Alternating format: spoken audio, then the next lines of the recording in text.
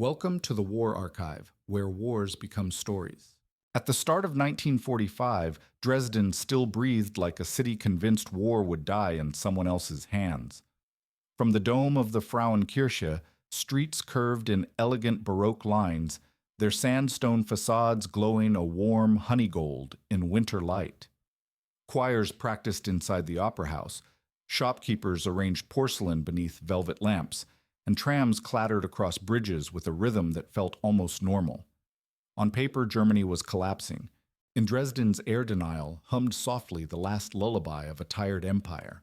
Crowds of refugees spilled into squares carrying sacks tied with rope eyes, hollow from nights spent marching under distant artillery thunder.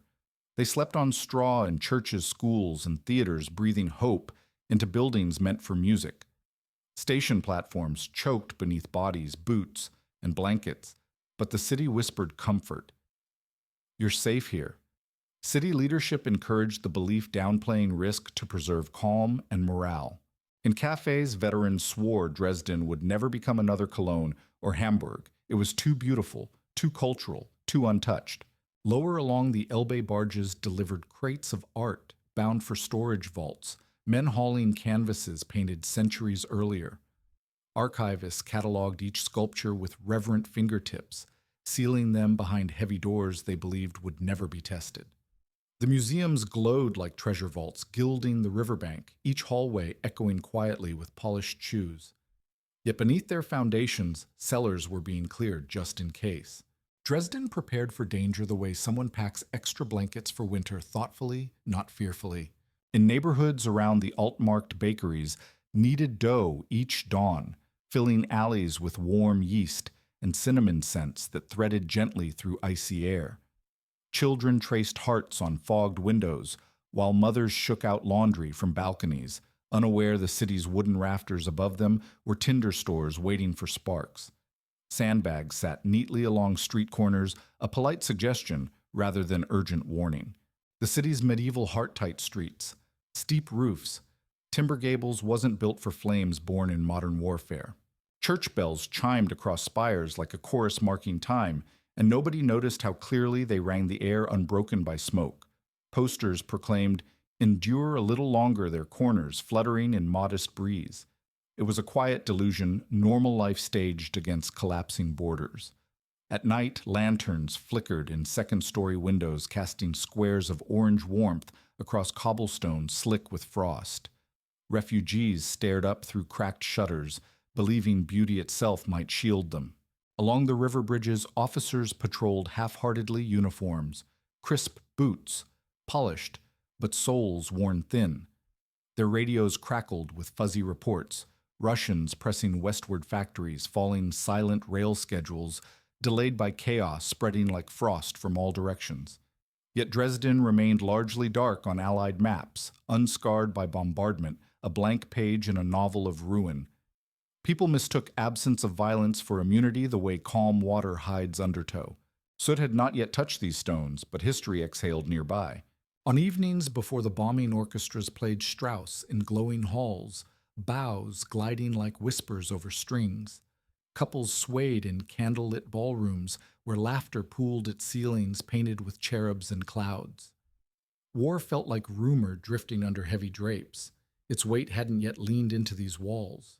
Outside, however, refugee lines thickened their boots, leaving muddy tracks like bruises across the city's marble floors. Sighs echoed where applause once thundered. Dresden stood in February as an exquisite vase, balanced on a trembling shelf, gorgeous, fragile, unaware of footsteps approaching behind. The city's breath hung in cold air, visible, gentle, naive. It did not know that beauty cannot bargain with fire, and that some storms arrive not to destroy armies, but memory itself. Under lantern glow, Dresden looked eternal, untouched, serene. It was the last quiet photograph before flame pressed the shutter. By early February, the war's center of gravity had shifted violently toward the east. The Red Army was advancing across Poland with terrifying speed, flattening rail hubs and shredding German supply arteries. Refugee streams, families, soldiers on leave, factory workers flowed westward in a tidal surge, carrying rumors darker than gunpowder. Dresden sat near the path of retreat, its rail links humming with trains shuttling men weapons and wounded toward dwindling reserves. To Allied planners, those junctions glowed like veins carrying lifeblood through a dying empire. Strategic logic sharpened around them cut the arteries, collapsed the body. At the Yalta Conference, Allied leaders sketched futures over maps spread like autopsy sheets. Soviet commanders requested pressure against German logistics to relieve advancing fronts.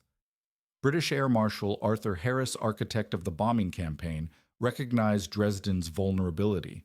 Its marshalling yards fed troop corridors north and south, stitching together pockets of German defense.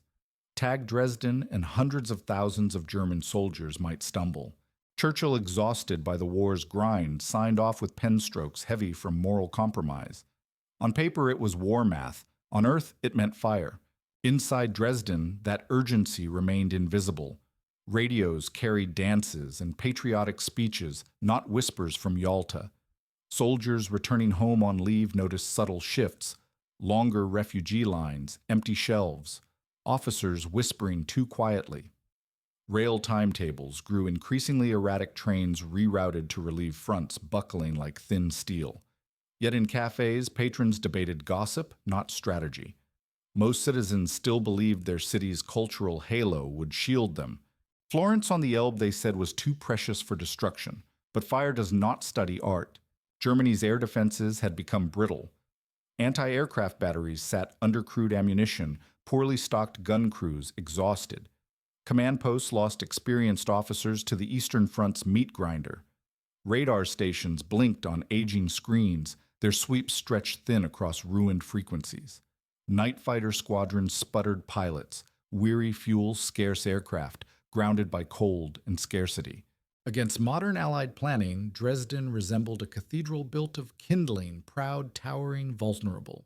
On Germany's western coast, Allied bombers briefed in warm huts sipping tea, while meteorologists traced wind patterns toward Saxony. The plan relied on clear channels of air to fan flame once incendiaries landed. Harris's doctrine was simple and merciless. High explosives first to punch open roofs and shatter water mains, then incendiaries to seed infernos along attic lines and timber beams. It was a strategy engineered to turn architecture against itself, exploiting medieval layouts and steep gables that acted like funnels for heat and wind. As orders rippled down command chains, pilots traced routes across maps pinned with bright strings. Some glanced at reconnaissance photographs and blinked. Dresden was beautiful. But they weren't bombing beauty. They were bombing war's legs. Rail yards, barracks, factories, warehouses, all inhaled soldiers and exhaled bullets. Dresden held more than art. It held mobility. And mobility prolongs blood. On the ground, the city's leadership clung to calm. Blackout curtains draped windows, but street lamps still glowed faintly like guiding stars for incoming flares. Official bulletins insisted Dresden was safe, emphasizing culture, not calculus. Better to soothe minds than risk panic in streets already overflowing with refugees. Mothers tucked children beneath quilts, whispering reassurances learned in quieter wars. They could not imagine physics sculpting wind into knives. Rail stations groaned under new arrivals fleeing the Red Army's advance. Their breath fogged the cold air and mingled with locomotive steam, forming clouds that drifted above crowded platforms. Train whistles echoed off stone walls in anxious pitch. Every suitcase, duffel, and crate represented one more body pressed into a city already at capacity. Density became invisible ammunition waiting for spark. North of the city, Allied reconnaissance planes photographed Dresden's marshalling yards networks of tracks where freight wagons clattered like nervous teeth. Analysts circled targets in red pencil, each circle a thread tugging at the war's fabric. Engineers reviewed track layouts, calculating how many bomb craters would choke throughput. War is not only fought with tanks, it is fought by suffocating arteries. And then as dusk settled on February 13th, Baroque spires stood against violet sky unaware. Church bells tolled across rooftops, their notes gentle trusting. Refugees found corners to sleep in. Soldiers scribbled letters home. Bakers turned off lanterns and leaned rolling pins against walls. Somewhere, a violinist loosened his bow and closed a velvet case. The city exhaled slowly. It did not know breath would become currency by morning. Long before the first bomber appeared on radar, Dresden's bones were already betraying it. The city's medieval center, beloved for its charm, was a labyrinth of narrow streets, steep roofs, and timbered attics pressed shoulder to shoulder, built for horses and markets. Not modern war, these corridors acted like ducts funneling wind through alleys at dangerous speeds. Once flames took root, gales would whip them into spiraling ribbons of heat. Architecture meant for intimacy would become an accelerant. Most homes hid their weakness above the ceiling. Attics were stuffed with dry beams, straw insulation, and old furniture silent tinder waiting in the dark. Allied strategists, through reconnaissance photographs and previous German city fires, learned to exploit these attics mercilessly. High-explosive bombs would punch holes through slate roofs, scattering debris and bursting water mains below. Then clusters of stick incendiaries would tumble inside igniting spaces where firefighters couldn't reach. Fire didn't simply climb, it burrowed. Beneath the cobblestones, Dresden's water system suffered from age. Pipes thinned by decades of use ran beneath narrow streets where collapsing buildings could crush them. Pressure dropped quickly when mains ruptured, leaving hydrants hissing air instead of water. Fire brigades depended on stable pressure to fight flames from rooftops. Without it, their hoses thrashed uselessly, steam coughing from nozzles like dying lungs. The city's ability to breathe water vanished in minutes. Compounding the peril, Dresden's population had just swollen dramatically. Tens of thousands of refugees slept in cellars, stairwells, school halls, spaces never meant for crowds. Panic spreads fastest in density, and oxygen thins quickly in cramped basements. When flames rose and wind siphoned air from underground spaces, people would suffocate long before smoke touched them. Rescue routes narrowed into bottlenecks, and bottlenecks mutated into traps. Civil defense crews, once robust, had been gutted by years of conscription. Many experienced firefighters were on the Eastern Front, replaced by teenagers and retirees. Their gear was outdated helmets, dented hoses, frayed no-breathing apparatus.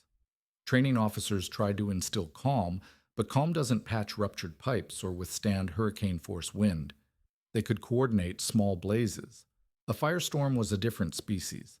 Dresden's skyline, celebrated for elegant domes and spires, created another hidden liability. Turbulent air would ricochet between rooftops, feeding heat columns. As temperatures climbed, superheated air would shoot upward, creating a vacuum at street level that dragged fresh oxygen across flames. This feedback loop oxygen heat wind was the biological heartbeat of a firestorm. Cities designed for beauty rarely consider airflow as predator. On the outskirts, factories churned quietly, dye production optics, aircraft parts, munitions, storage. Nothing on the scale of Berlin's industrial giants, but enough to place Dresden on targeting lists. Allied planners were pragmatic, cripple every logistical vertebra while the Red Army pressed from the east. Delay costs lives. Cutting mobility shortens war. Every locomotive afire at Dresden spared a soldier from ambush in the forests of Silesia. The belief that cultural heritage protected cities was a comforting illusion. Paintings don't reflect radar beams. Cathedrals don't absorb shrapnel. Porcelain doesn't deflect incendiaries. While some Allied officers expressed hesitation, war doctrine had hardened through nights over Hamburg-Cologne, and Essen braked the enemy's capacity to move supply and shelter. Dresden was a jewel. But jewels shatter. Street-level shelters also had flaws. Many cellars, though thick-walled, weren't sealed. Corridors connected to adjacent houses allowed drafts to sweep through turning basements into wind tunnels. When fires roared overhead, vacuum pressure could yank flames down stairwells. Locked doors bowed inward, like lungs collapsing. Air, a basic right, would become scarce enough to kill. Perhaps most dangerously, the city lacked experience. Cities under bombardment learn how to survive, where to run, how to vent smoke, when to flee cellars.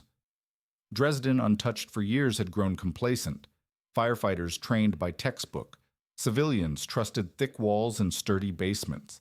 They did not know firestorms eat oxygen. They did not know wind could drag bodies. They did not know water could boil in pools. On the evening of February 13th, Dresden believed itself sturdy. But beneath every roof lay tinder. Beneath every street lay brittle pipes. Beneath every cellar lay a future vacuum. Vulnerability is rarely visible until flame draws breath. The city slept atop all three. Shortly after 10 p.m. on February 13th, the first tremor of fear arrived not as explosion, but as sound.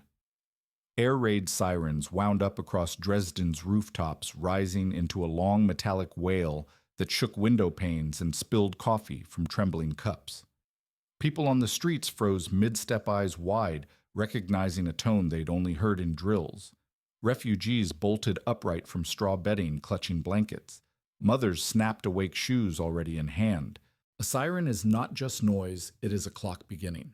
Minutes later, the distant drone of engines rolled across the night sky like thunder with intention.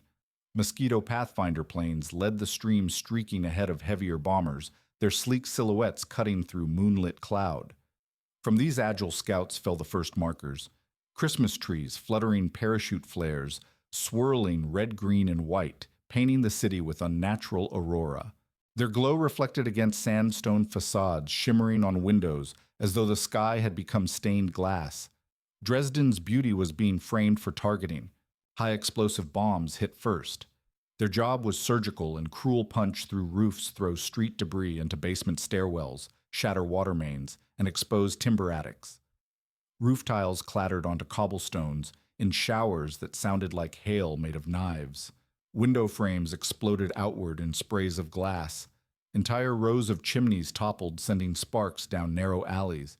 Firefighters sprinted into the streets, boots splashing through broken pipes, forming teams beneath glow that was growing brighter by the second. In the Altstadt, civilians poured from apartments into designated shelters beneath churches, bakeries, and schools. Some dragged mattresses to cover stairwells. Others clutched suitcases heavier with memory than survival. In cellars, candles flickered, casting shaky silhouettes along sweating brick walls. The air was warm, already too warm, and smelled faintly of struck matches. People pressed close breaths short, listening to the ground rumble with each nearby detonation. Some prayed. Others stared at their feet, imagining the floors above them melting. Along the riverfront, steel bridges rang like gongs when concussive blasts rippled through the girders. Trams screeched to emergency stops, passengers tumbling onto floors, clutching railings. A conductor ushered them toward basement shelters, voice cracking with urgency he never used before. Radios crackled, static, then cut. The city's music died abruptly, leaving only engines and the percussion of falling masonry. The soundtrack of culture fell to the tempo of war. Fires began modestly paper-igniting inside shops, curtains catching sparks, roof beams glowing faintly at the edges where incendiaries landed like seeds. Fire brigades arrived fast, unfurling hoses, soaking stairwells, spraying attic windows. For a moment, water arcs glittered under flare light, defiant and hopeful. Teams shouted distances and pressures over the roar, and pumps sputtered to life. Dresden's defenders were experienced enough for street fires, and for a few precious minutes they won. But the nighttime wind shifted, sliding between streets like a cautious predator testing scent. Flames leapt across attics carried by drafts spiraling through disconnected ventilation shafts. Fire found oxygen in neglected corners, and those corners found each other. Rooflines glowed red, then brightened veins of flame creeping across slate tiles. Smoke curled into alleys and hugged the ground. When firefighters tried to advance, heat forced them back, helmets sizzling where sparks kissed steel. In basement corridors, panic spread quietly. People coughed, tasting powdered plaster in the air.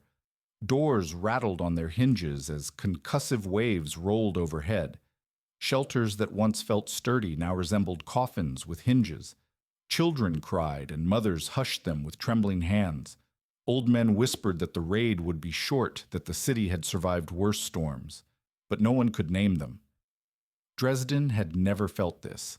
Outside a cluster of buildings near the Hauptbahnhof, buckled under a cluster of high explosives collapsing stairwells inward, choking escape routes with debris.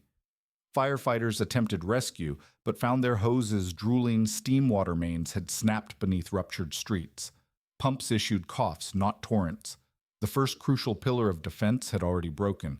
Above the bombers turned slowly engines humming with patient menace. Their formation glided past the city's sparkling markers and climbed into returning darkness. The first wave had lasted minutes, but minutes are enough to break the seal on catastrophe. Below, flames climbed rooftops like hungry fingers. The air itself seemed to tighten, waiting, listening. Dresden believed the worst had passed. In truth, the fire had only begun to breathe. When the first wave passed, Dresden exhaled too soon. People emerged from shelters, squinting through smoke, convinced the threat had ended. Firefighters sprinted into narrow lanes, dragging hoses across cobblestones slick with water and shattered tile. Flames licked from upper windows, climbing curtains like urgent hands. Crew captains barked orders, their silhouettes sharp under drifting parachute flares. Steam hissed from cracked mains, the sound thin and desperate. Somewhere above, roof beams groaned, then snapped, showering sparks in cascades that crackled on smoldering shingles. Along the alt-marked small fires multiplied in attic spaces fed by dry furniture, old straw insulation, and decades of dust. Residents on rooftops formed bucket chains, silhouettes passing pails against a shimmering backdrop of embers. At first the chain was hopeful. Laughter pierced the smoke when a flame collapsed underwater. But as heat intensified, gloves smoldered and buckets boiled in grip. Water sloshed uselessly down eaves, evaporating before reaching beams. The bucket lines frayed. Neighbors retreated from their roofs, coughing hands raw. In cellars, candles guttered as drafts slithered through cracks in masonry. Families pressed wet cloths to faces. Children sucked air shallowly. Warmth seeped down stairwells, making stone sweat like feverish skin. Above them, footsteps pounded frantic rhythms across groaning boards. Panic sharpened senses, the smell of scorching insulation, the bitter chemical tang of incendiary gel, the low moan of timber bending. When the cellar door rattled inward from pressure change, mothers pressed their palms against it. They did not yet understand the door wasn't keeping fire out, only air in. Fire brigades attempted to triangulate hotspots, but their radios fizzed with static. Messages echoed through overlapping channels, voices lost in interference. A hydrant near the river sputtered, then died. A pipe beneath the street had ruptured, spraying boiling water into sub-basements. Fire captains knelt beside valves, pounding them in frustration. They ordered crews to relocate hoses to side streets, but when firefighters arrived, they found another hydrant collapsed beneath fallen beams. Water the city's defense was bleeding into ground, already too hot to notice. As flames spread, wind tested the city's ancient corridors. Air snaked between alley walls, feeding oxygen directly into burning attics. Gabled roofs became chimneys, drawing flame upward with hungry force. Sparks drifted across courtyards like fireflies, settling on tarred shingles that caught light, then glowed red as if blushing. Each rooftop ignition birthed another mouth for the growing beast. Onlookers watched as entire facades shimmered, then erupted, as though flame remembered every beam it had ever wanted. Near the Hauptbahnhof, a cluster of rail cars ignited from incendiary clusters. Canvas-covered wagons smoldered, then burst, sending flecks of burning cloth into the wind. Flames trailed across platform boards, racing toward piles of crates stamped with munitions markings. Railway workers scrambled to uncouple cars, boots slipping on molten tar. When the first explosion thundered through the station hall, pigeons erupted from rafters, swirling into a sky already glowing orange. The shockwave shattered stained glass windows, raining shards across rescue crews poised below. Theaters and concert halls flickered with internal glow-velvet curtains, igniting in drapes of molten red. Gilt balconies cracked under heat, shedding flakes of gold leaf that drifted like shimmering snow. The organ pipes in a grand chapel warped their tones, bending into metallic groans. Music once revered here had found an awful counterpoint, percussion of collapsing timber strings, of cracking beams, brass of sirens whose notes unspooled into the night. Beauty choked in its birthplace. Firefighters rallied near a fountain, soaking cloth masks in cold water before charging upward staircases. But as they climbed, air thinned. Heat rose hungry for breath. One crew reached an attic landing only to collapse helmets, tapping wood like knuckles knocking for entrance. Their comrades dragged them backward, boots scraping rough steps. Outside, more crews arrived, reinforcements whose uniforms smelled of smoke before they even touched flame. They stared into the glow above and shook heads silently. Across rooftops, embers drifted from house to house like migrating birds. The wind strengthened, siphoning oxygen through open eaves. Fire did not crawl. It leapt, skipping entire buildings to feed where drafts were strongest. The city's beloved rooftops, pitched steep against winter snow, became inclined runways for flame. Copper gutters melted, rivulets of molten metal dripping into gutters where puddles hissed beneath glowing drops. And then in a small courtyard near the cathedral, children saw something older generations would never forget. Fire rose from several buildings, simultaneously twisting into a single column. Air swirled inward, pulling leaves, smoke, and scraps of linen into spiraling dance. Dresses fluttered against cobblestones as though tugged by unseen fingers. Loose tiles trembled, then slid. The column brightened its base, widening its height, stretching into night. Fire had stopped spreading. It had begun to gather. By midnight, Dresden's fires no longer behaved like separate tragedies. They breathed in unison. The narrow medieval streets, once charming arteries of daily life, acted like wind tunnels drawing oxygen toward the glowing core of the city. Sparks rode those drafts, as if guided by intent, carried into attics, stuffed with dry timber and decades of forgotten furniture. Flames no longer needed contact. They simply needed air, and Dresden was offering every lungful it had. Firefighters watched their hoses quiver in their grasp, water evaporating in midair before touching wood. When heat climbs fast enough, water dies before it helps. Near the alt-marked, the first signs of atmospheric violence appeared. Newspapers on balconies swirled upward in spirals caught by updrafts hot enough to lift bricks. Women clutched their skirts, hats flew from heads, door hinges whined under sudden vacuum pressure. People running down alleys felt themselves shoved forward by unseen hands, stumbling as drafts pulled them toward swelling flame. In some corridors, the air cooled sharply, sign that oxygen had been stripped. In others, heat roared sideways, turning corners like predator instincts. Temperature gradients shifted so violently that windows imploded inward, spraying glass like jagged snow. Deep in cellars, residents felt an invisible thief breath thinning. Flames above consumed oxygen so aggressively that air was sucked from underground shelters. Candles didn't flicker. They guttered flat, then died. People inhaled faster, panic-tightening chests. Mothers pressed wet rags to children's mouths, whispering them into calm they didn't share. A man cracked open a ventilation hatch to bring in fresh air, and the firestorm answered blasting flame down the stairwell in a roaring burst. He fell backward, screaming hair aflame, while others slammed the hatch shut. Underground suffocation arrived without smoke. Bodies slumped silently, eyes open, lips parted as though waiting. Above those cellars, attic beams surrendered, collapsing inward. Timber shattered, showering burning splinters that danced along staircases. Stair treads burned like ladder rungs, tongues of flame licking upward toward bedrooms lined with wool blankets. The fire did not creep. It swarmed, choosing the easiest meal first. Roof after roof weakened until entire blocks sagged into themselves, pulling gutters and window frames into glowing heaps. Smoke gushed upward through broken tiles, feeding the vortex, climbing higher toward the night sky. On Wilsdruffer Street, firefighters attempted a flanking tactic surround and starve a cluster of flames, but wind burst through the corridor, pushing them backward like rag dolls. Helmets rattled, coats smoldered. When captains called for retreat, their voices vanished into the storm's howl. Communication lines that once hummed with orders fell silent as heat melted copper wiring. Entire districts became mute. A city is easiest to kill when its ears are gone.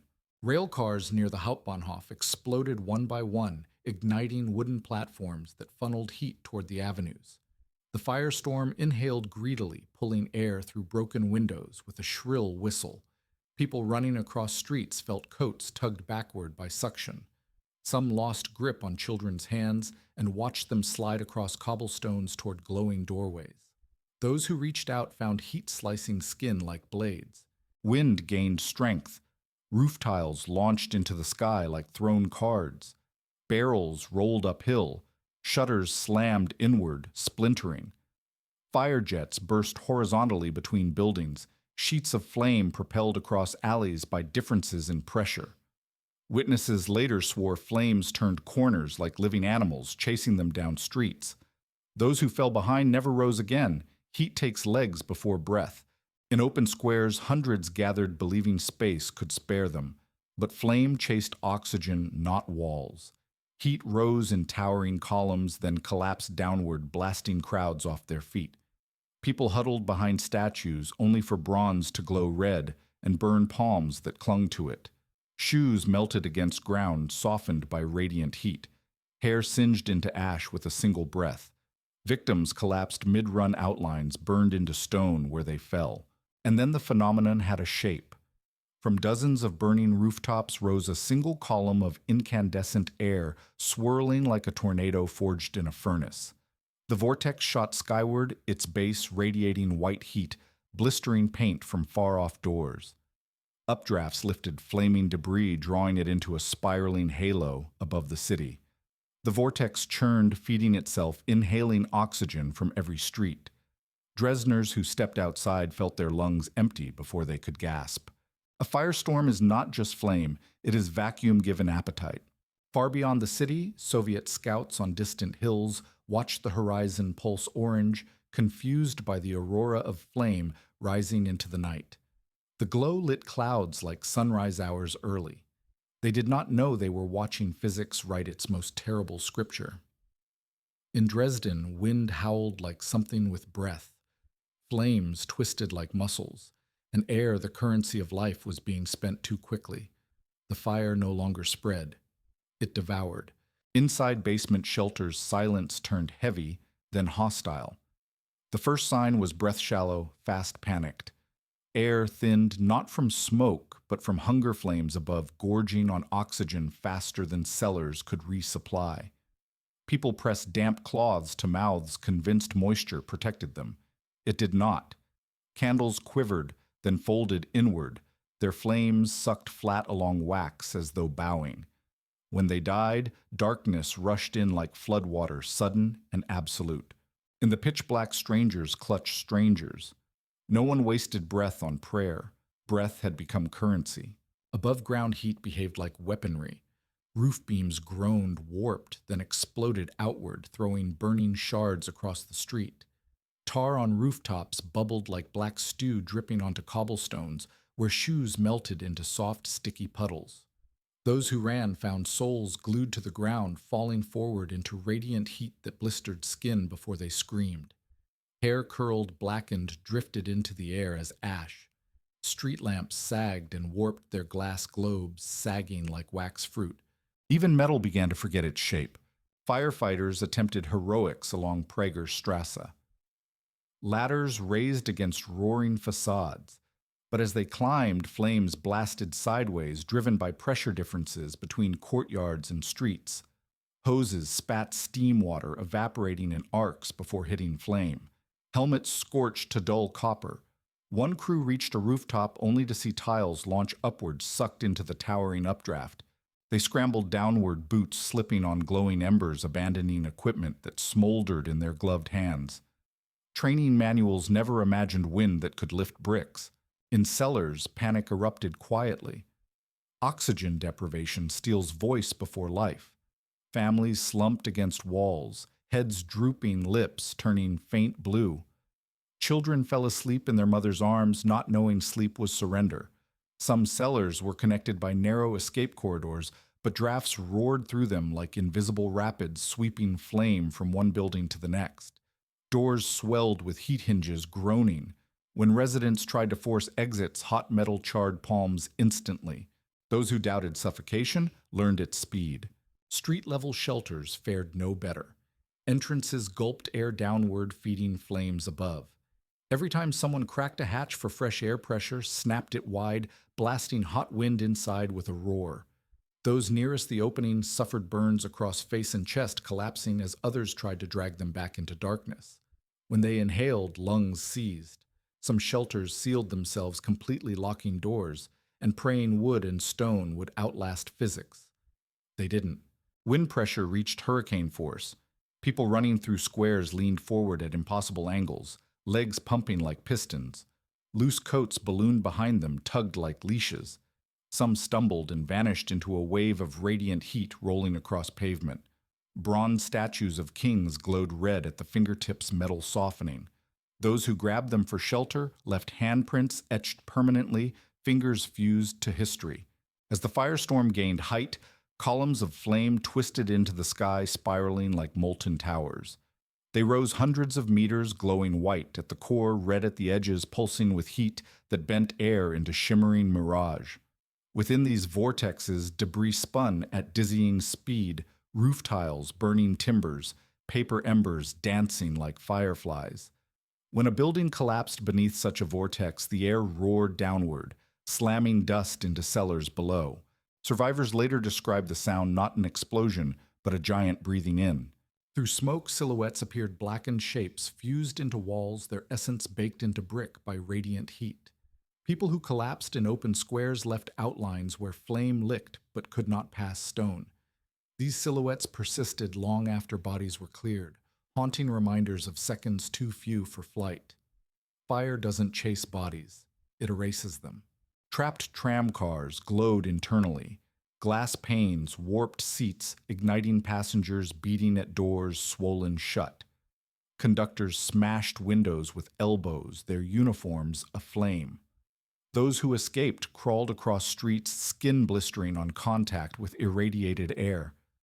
The lucky reached fountains' water, no longer cold, but warm enough to scald. Steam rose from surface like a boiling cauldron. Within minutes, fountains ran low pumps, choked by debris. By 1:30 a.m., Dresden's center was no longer a city. It was a crucible. Wind patterns settled into vortex, roaring louder than sirens. Fire brigades dissolved, radios died, maps smoldered to ash. Those still alive crawled, clutched, groped through heat that stole vision. Above them, flames braided into spirals that brushed the lower clouds, turning sky into furnace dome. In that dome, sound changed pitch, screams muted footsteps, dull air roaring like ocean surf, and in the darkest cellars where hands lost strength and breaths came shallow silence, finally outpaced flame. The firestorm did not always kill loudly. Sometimes it simply took the air first. By 2 a.m, Dresden's ability to speak to command coordinate and respond was unraveling. Telephone lines stretched through attics and along eaves burned first. Copper wiring softened and curled insulation dripping in black rivulets down charred walls. Switchboards sparked, then fell silent, their operators abandoning headsets to flee choking heat. Fire brigades attempting to communicate across districts shouted into radios that screeched with static, their signals crippled by melted aerials and overloaded frequencies. Orders became rumors. Rumors became panic. Fire stations themselves were now threatened. One dispatch hall near the alt-marked ignited when sparks crept through wooden ventilation slats, flames consuming paperwork charts, detailing hydrant pressure and street access. Pump crews scrambled outside, only to discover hydrants dribbling steam.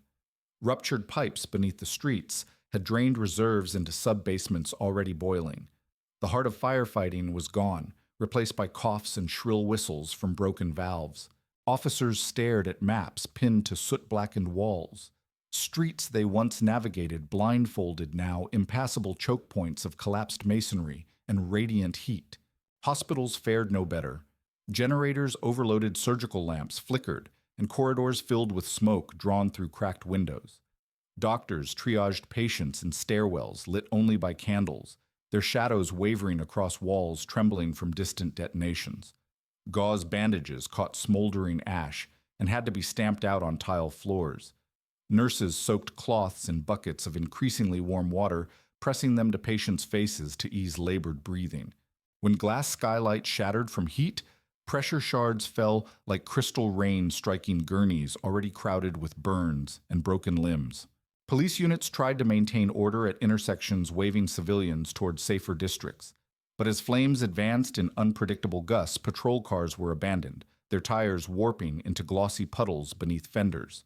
Officers coughed orders through cloth masks, voices cracking with exhaustion. Some attempted to direct crowds across bridges, but when the wind shifted, flame jets shot across pathways, forcing retreat into narrower corridors. Bottlenecks formed bodies pressed together breath-hot against backs of necks. Claustrophobia spread faster than fire. In the rat house, administrators worked in dim council chambers, windows blackened with soot. They attempted to draft evacuation routes, but messengers dispatched across squares didn't return. Some were lost to collapsing facades, others suffocated in smoke-thick alleys. Those who survived staggered back, incoherent eyes streaming tears from burning particulates. Every plan dissolved before pen lifted from paper. Leadership does not fail from lack of will. It fails when the map no longer describes the terrain. Railway control rooms originally tasked with coordinating refugee trains faced paralysis. Hundreds of cars stood idle on branching sidings, their wooden decks smoldering. Operators fled once heat shattered station windows, leaving telegraphs clacking nonsense messages into the void. Locomotives cold and without crews became deadweight obstacles blocking emergency convoys from approaching central neighborhoods. Rails buckled under radiant heat, twisting like ribbon. Track diagrams became useless. War's arteries were not just cut, they were cauterized.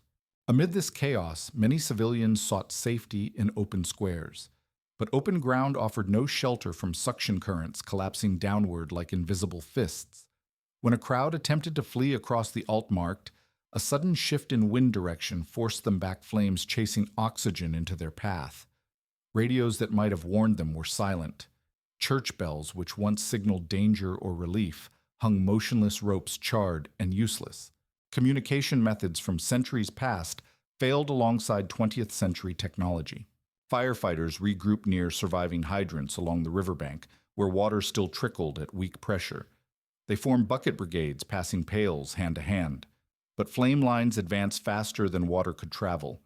Embers drifted across the river and landed in timber warehouses on the opposite bank. New fires ignited. Crews watched helplessly as distant roofs bloomed orange, their world doubling in scope. The firestorm wasn't contained, it was multiplying. Even the simple act of shouting became futile. Heat warped sound waves, muffling voices and distorting distances. A man yelling at someone 10 paces away sounded like a whisper behind a closed door. Families clung together, tapping shoulders rather than calling names. In this soundscape, panic hid in silence, parents opening cellar doors to search for missing children, only to be swept backward by blasts of heat. By now, Dresden was effectively leaderless. Fire brigades acted on instinct rather than instruction.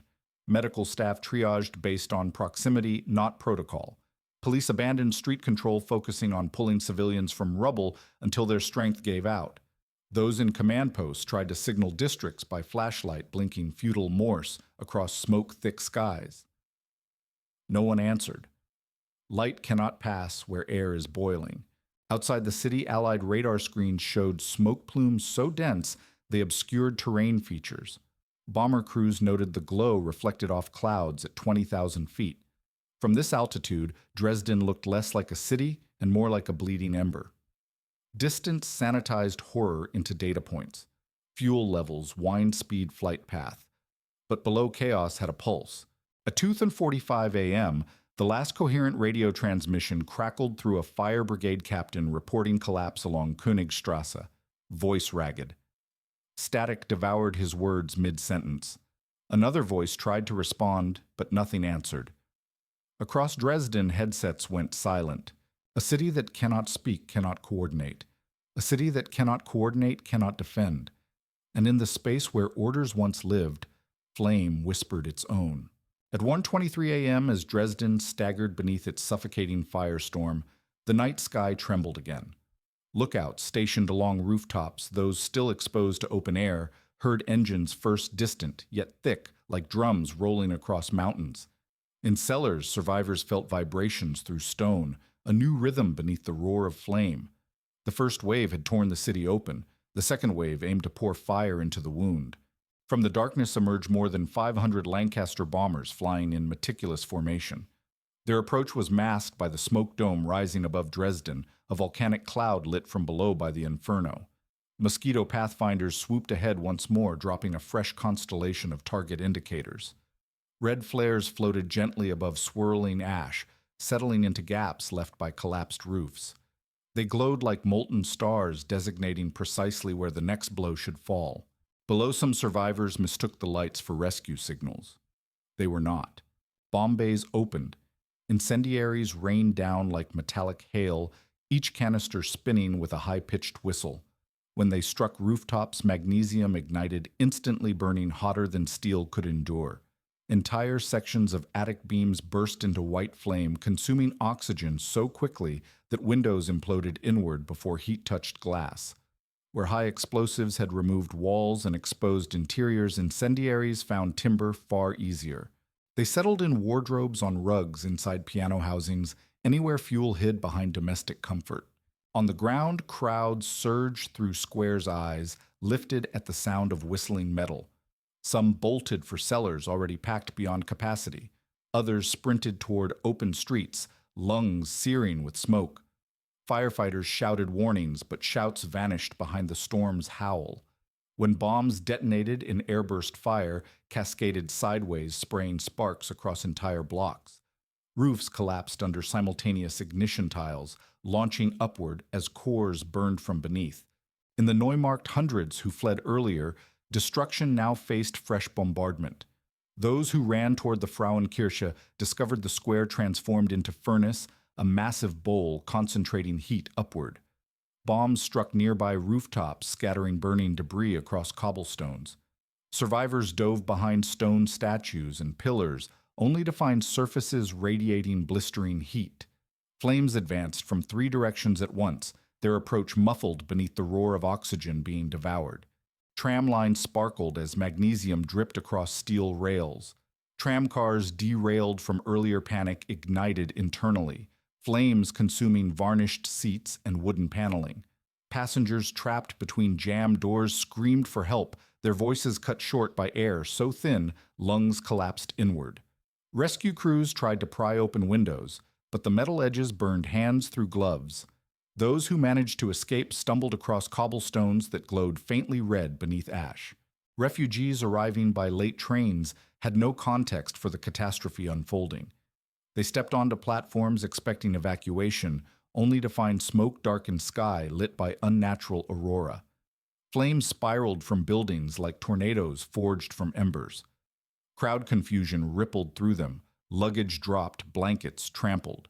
When the second wave landed, explosions shattered platform roofs, collapsing beams and scattering passengers across tracks. Screams dissolved into the storm's roar. In cellars already starving for oxygen, the second wave sealed fates. Vibrations rattled loose mortar, dislodging bricks and choking entrances with rubble. Dust billowed into lungs, mixing with hot air, drawn downward by vacuum effect. In some shelters, candles briefly reignited from renewed airflow. Moments later, flames burst downward through stairwells. Families pressed closer to walls, then slumped where oxygen thinned further. Life faded silently without flames touching skin. Above the firestorm intensified. Updrafts accelerated, dragging burning debris high into the smoke column. Tiles, paper, furniture, fragments, anything light enough spun upward, then rained down miles away. Pilots watched vortex patterns spiral beneath their wings, glowing white at the center. Even from 10,000 feet, the inferno's heat buffeted aircraft. Crew members shielded faces with gloved hands, stunned, silent. War briefings had not prepared them for beauty twisted into physics. At one intersection, heat melted copper gutters. Molten streams trickled down walls, forming glittering rivulets that hissed upon contact with cobblestones. Residents fled past them, clothing igniting from proximity alone. Some dove into fountains, now simmering with steaming water, emerging with blistered arms. Others hid behind collapsed masonry, their chests heaving with breaths too shallow to help. Flame jets roared through doorways, turning household thresholds into guillotines of heat. Neighborhoods once untouched, now ignited in chain reaction. Incendiaries landed among abandoned market stalls, igniting canvas awnings and crates of dry produce. Fire raced along cloth banners, fluttering upward into eaves where sparks waited. Wooden signs crackled, their painted letters curling. A pharmacy's windows shattered, releasing alcohol fumes that ignited in sudden flash. Heat climbed staircases faster than footsteps could retreat. And still, bombs fell. Inside the bell tower of the Kreuzkirche, metal bells expanded with heat, their tones warping. When one bomb struck nearby roof, the tower shuddered, sending bells clanging out of rhythm. Their warped resonance echoed through streets like distress calls from the building itself. Citizens below glanced upward, some believing they heard prayer. But architecture cannot pray. It can only collapse. When the second wave finally turned away, Dresden stood transformed. Blocks that once smoldered now blazed white-hot, their interiors hollowed into chimneys sucking flames skyward. Smoke towers knotted into one enormous column spiraling into cloud cover. The temperature along central corridors climbed beyond survivable threshold. Structures that had resisted collapse now softened, joints buckling. Entire walls sagged, then slouched downward like exhausted giants. The second wave did not start the firestorm. It crowned it. When dawn finally crept toward Dresden on February 14th, it found no ordinary morning. Instead of sunrise, clouds glowed from below, orange-red, then sickly yellow, the colors of a sky lit by ground-level stars. Smoke clung low across shattered streets like a river of ash, hiding collapsed beams and bodies beneath a gray tide. Survivors staggered through haze hands pressed to walls for balance boots, sinking into soot piled ankle-deep. They coughed not from smoke alone, but from air starved of oxygen, each breath a negotiation. Morning offered no relief. It only revealed scale. For a brief hour, the city fell into eerie stasis. Flames still roared, but wind patterns weakened with cooling night air. Fire brigades, those still able to stand, formed small teams along the Elbe, dragging hoses into narrow lanes. Their masks, soaked in river water, steamed against their faces. Using ladders scavenged from collapsed houses, they climbed into upper floors to pull survivors from windows. Every rescue felt like stealing life from jaws. Civilians assisted however they could, bucket lines forming between cratered courtyards and fountains filled with tepid water. They did not know the next blow was already inbound. At airfields hundreds of kilometers west, the U.S. 8th Air Force prepared a daylight strike briefed not on cultural landmarks, but on rail lines marshaling yards and transportation nodes. Thousands of troops depended on those rails to move west. Artillery ammunition flowed through Dresden's yards like blood to muscle. Cameras mounted on bomber noses promised crisp reconnaissance photos. Precision was myth and smoke, that thick but doctrine demanded effort. Crews reviewed maps pinned over photographs where damage showed central blocks, hollowed out rails buckled, and buildings stripped of roofs that once deflected blast. Shortly after noon, the tremble returned. Survivors felt it in souls, before ears the ground's subtle shiver as dozens of heavy bombers approached. Eyes turned upward, but the sky was gone, replaced by a canopy of smoke through which aircraft silhouettes appeared like ghosts. The sound was deeper than the night raid, slower, heavier. B-17 engines thrummed like industrial drums. Panic rippled across makeshift triage areas. Medics shouted for patients to be moved into basements already crowded beyond capacity. Firefighters cursed aloud their progress, undone before it began. American bombers released high-explosive payloads, first aiming for rail yards, now half buried beneath debris. Bombs punched craters into tracks, flinging rails like twisted arrows into nearby buildings. Warehouses along the Elbe erupted in percussion, scattering planks, beams, and crates into spinning arcs. Freight cars toppled sideways, wheels shrieking as axles snapped. Anything stacked inside grain sacks, munitions, engine parts became shrapnel. Survivors diving for cover found themselves showered with splinters of wood older than they were. Clouds of ash boiled upward from every blast site, mingling with smoke columns still rising from the firestorm's core. Pilots squinted through gunmetal haze, unable to see the ground clearly. Precision targeting dissolved into scatter bombs fell wide, some striking parks, others slamming into residential blocks barely touched the night before. A few formations drifted off course entirely, their payloads landing miles away in the city of Prague. Months later, arguments would rage about intention, But smoke does not care about lines drawn on maps. Inside Dresden, hospitals once spared now shuddered beneath fresh impacts. Glass that survived the night shattered like ice. Corridors already crowded with the burned and crushed now buckled under falling beams. Doctors working with torn sleeves tied bandages using curtains ripped from windows. When ceilings collapsed, nurses dragged patients into stairwells lit by lanterns flickering in sooty air. Medical triage pivoted not on injury severity, but on whether the patient could walk.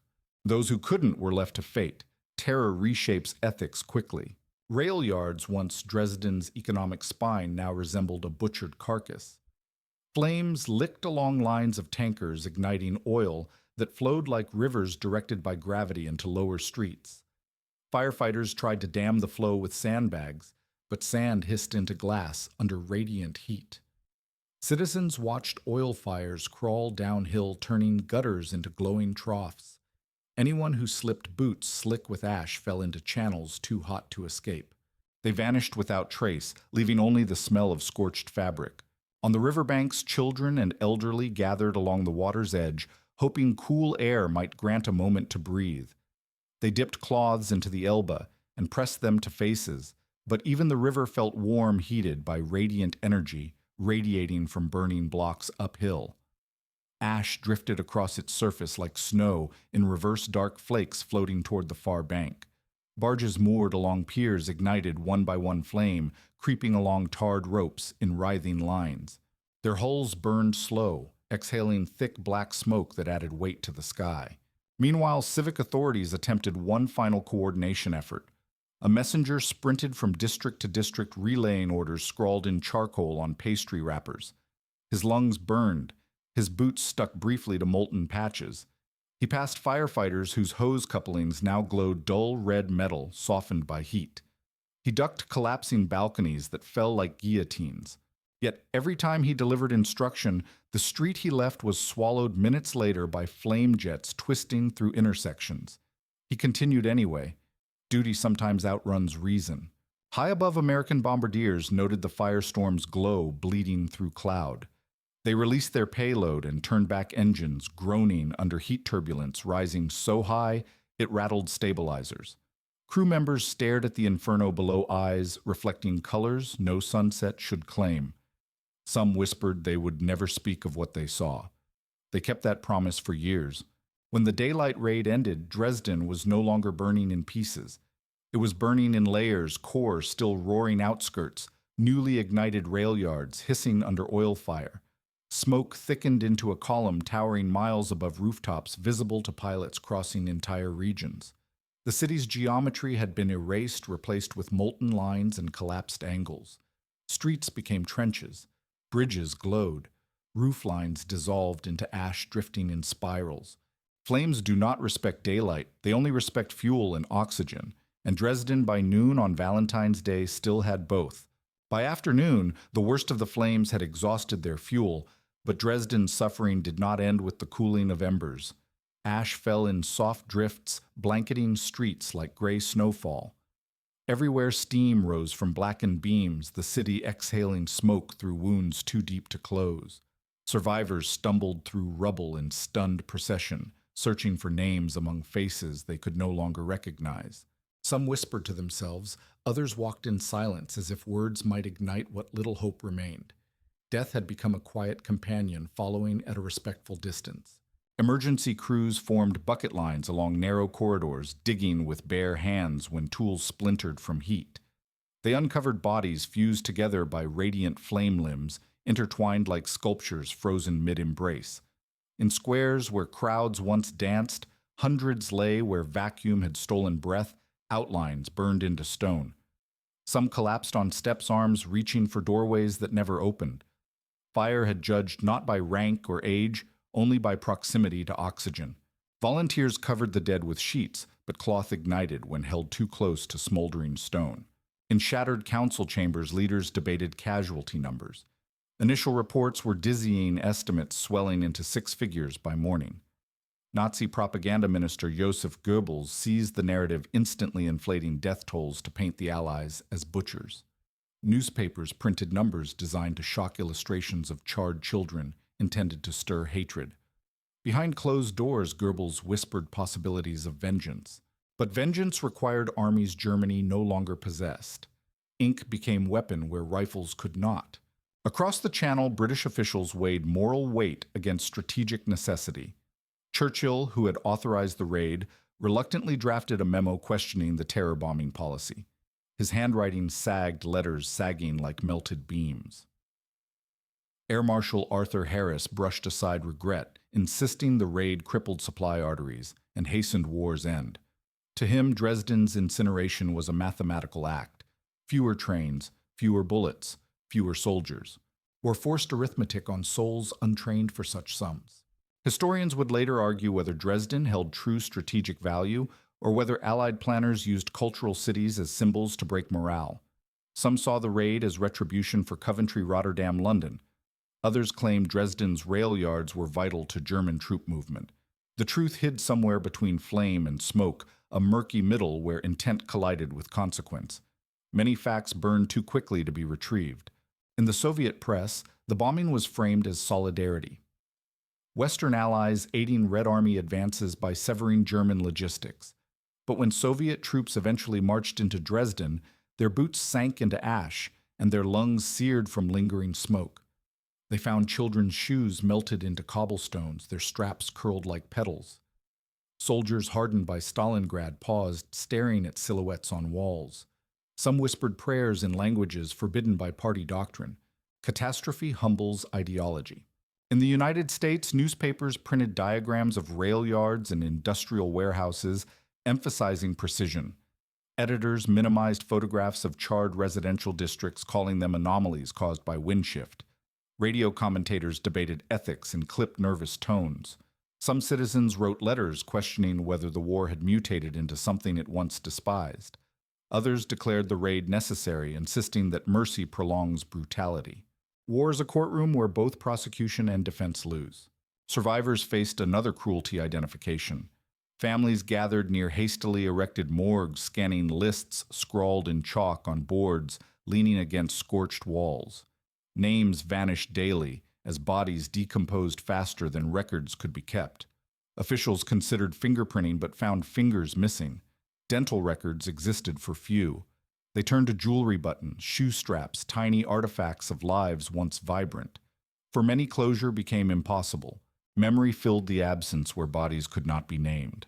In open squares, authorities built pyres. They stacked timbers in tidy grids, laid bodies gently, as though arranging beds. Flame licked upward, consuming flesh with chilling efficiency. Smoke rose straight and black, too dense to scatter. Residents watched silently, holding hats to chests, their faces blank. Some whispered goodbyes to relatives never found. Others simply stared, eyes hollowed into windows of disbelief. These pyres burned day after day until ash draped statues like mourning shrouds. Debate raged beyond Dresden's borders. Some called the raid tragedy, others necessity. Cold War propaganda warped the narrative further, each side inflating or minimizing to suit ideology. Numbers became weapons slung across oceans. 35,000 dead, $100,000, more truth dissolved in political flame. To survivors, numbers meant nothing. Absence was counted in empty chairs and quiet stairwells.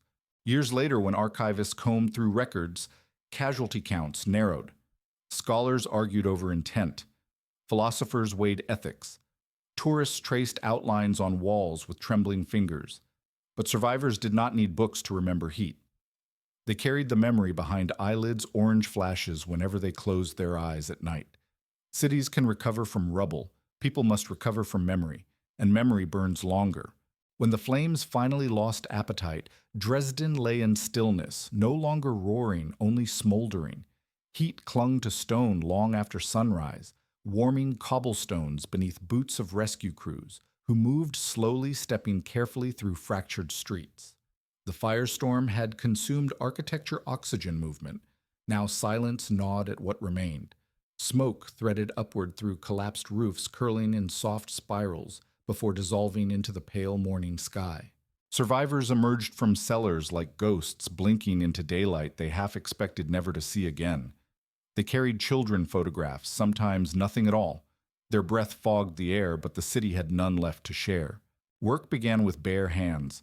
Shovels clanged against debris, splintering brick and charred wood. Volunteer crews, students, bakers, musicians formed lines where streets once ran.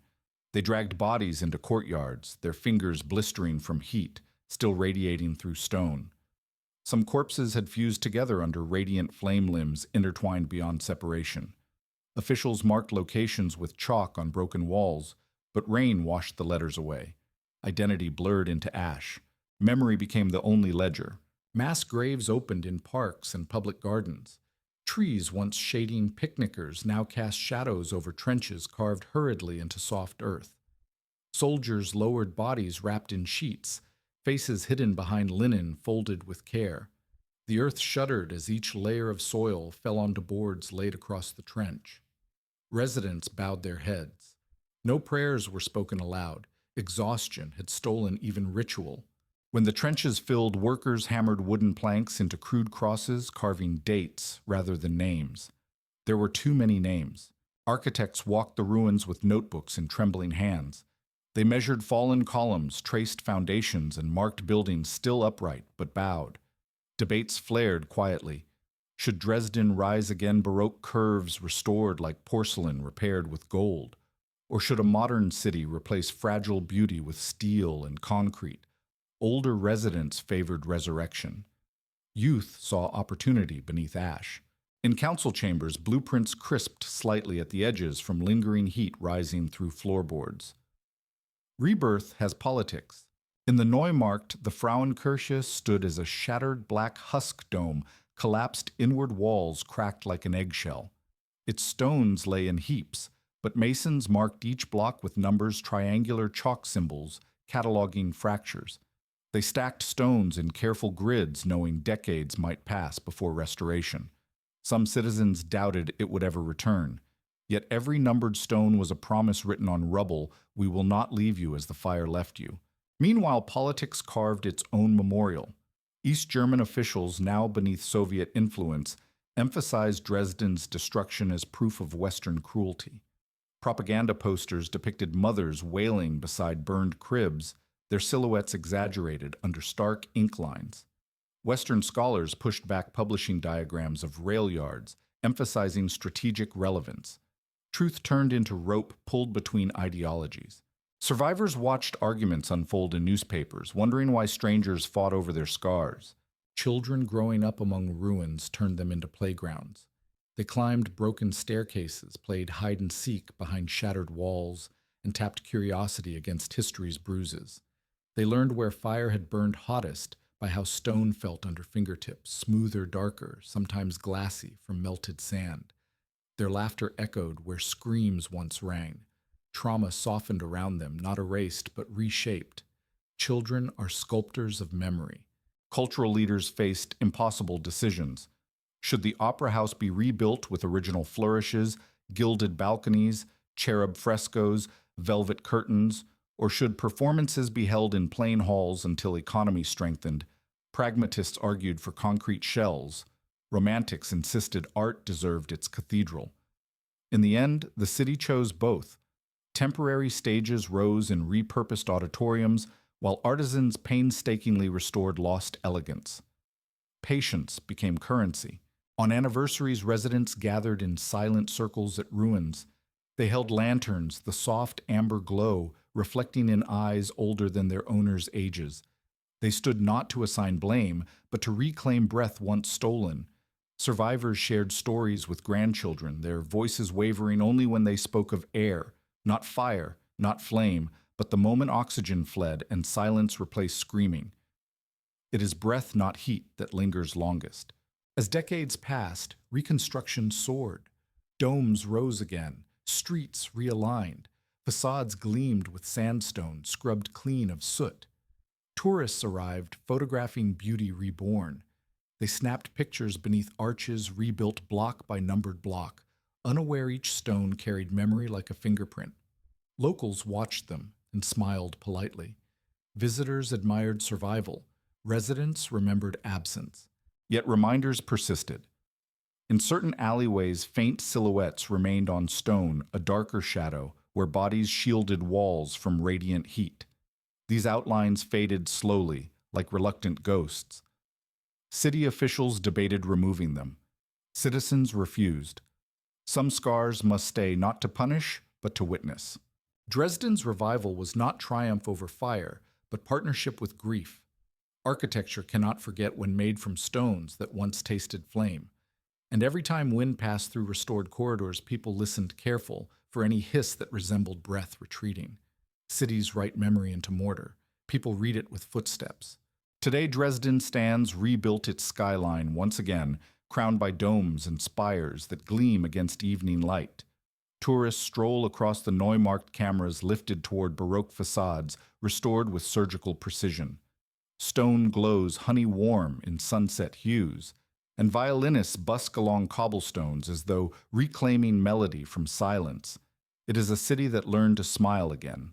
But if you press your hand against certain walls, you might feel faint heat lingering, a memory stored in sandstone grain warmth no sunbeam can explain. Inside the Frauenkirche, the interior arcs upward in pale curves, a cathedral reborn from its own shadow. Look closely at the dome's crown, and you'll spot darker blocks threaded among the new burned stones, salvaged from the ruins, integrated by design, not accident. Restoration chose not to conceal the fire's fingerprints. It chose to fold them into beauty. Architects call it honesty. Survivors call it breath returned. On the altar rests a bent metal cross welded from fragments of the church's collapsed roof, the same roof that fell amid roaring flame. It sits beside another cross gifted decades later by the son of an RAF pilot who flew on the night Dresden burned. His father carried regret quietly across a lifetime. His son offered reconciliation in hammered steel. Forgiveness does not erase architecture, but it can mortar hearts. Each February, residents gather for a human chain. Thousands join hands as dusk settles, encircling the Altstadt in a loop of silent defiance. They bow heads when bells toll silence deeper than prayer rolling through their rib cages. Lanterns glow soft on faces young enough to know history only through stories. Yet their fingers tighten with understanding older than themselves. Memory is inherited through grip. Elsewhere, tiny bronze plaques embedded in sidewalks bear names, each marking a doorway where someone vanished into the firestorm. Shoes trekking across them polish surfaces into mirrors reflecting sky onto ground. Children ask questions. Parents answer carefully, balancing truth with tenderness. Kneeling students buff tarnish from the metal, each year removing dust, the way memory removes complacency. Conservators still find scorched beams sealed behind plaster when renovating older homes. Upon exposure to air, they release a faint scent of smoke trapped for 70 years. Workers pause tools lowered, acknowledging ghosts, written in cellulose. They do not cover the beams. They reinforce them. Strength learns from flame. Walk near the river at night and listen. The Elbe murmurs softly under bridges where refugees once sought oxygen. Couples stroll along embankments, laughter skipping across water. But locals step quieter near certain stones, as though sound might disturb someone still resting beneath. Cities develop manners around old wounds. Inside the opera house, orchestras play once again, bows skating across strings in halls once reduced to ash. When crescendos mimic distant engines, some older patrons glance upward, reflex born of muscle memory, not fear. Music continues anyway, notes climbing higher than flame ever did. Applause rings bright, echoing in chambers rebuilt with care, measured in heartbeats, not funding. Still, Dresden carries a whisper. It lingers in drafts that sweep suddenly across plazas in flickers of street lamp glow, bending under unseen wind in the quiet between breaths. Not haunting, reminding. Cities are not defined by what was destroyed, but by what they choose to rebuild and why. Dresden chose beauty again, not as denial, but as rebellion. When visitors leave, many glance back at the skyline arches and rooftops gilded by soft evening. They see triumph. Locals see promise kept. The city has learned that flame can take architecture, but not meaning. And every time bells toll across rooftops, vibrations settle into hearts like gentle footfalls. Survival becomes ritual. Some scars remain faint silhouettes on walls, a darker patch of stone, where heat once traced a human form. They are not vandalized or polished away. They stay as witnesses, outlines of absence. Passers-by slow their steps near them, eyes lowering, breath held. Stones remember what lungs once lost. In Dresden, mornings smell of coffee, not smoke. Children race along rebuilt squares. Artists paint rooftops that once glowed red for terrible reasons. Every brushstroke is an oath beauty chosen again and again. And at sunset, when light warms sandstone into gold, the city exhales softly. Walls no longer tremble, bells no longer warn. But listen closely and you'll hear it. A subtle thrum beneath footsteps, a heartbeat returned to stone. Fire leaves ruin. People leave memory. Cities leave meaning. And Dresden breathes.